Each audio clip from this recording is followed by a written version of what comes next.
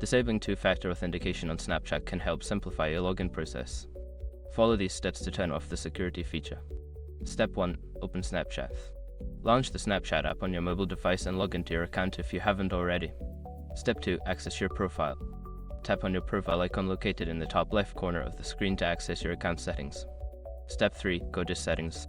In your profile, tap on the gear icon in the top right corner to open the Settings menu. Step 4. Find two-factor authentication. Scroll down and look for the two-factor authentication option under the Security section. Tap on it to proceed. Step 5. Disable two-factor authentication.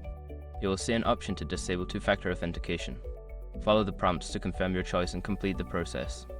By following these steps, you can successfully disable two-factor authentication on your Snapchat account. Remember to keep your account secure by using a strong password and being cautious of suspicious activities.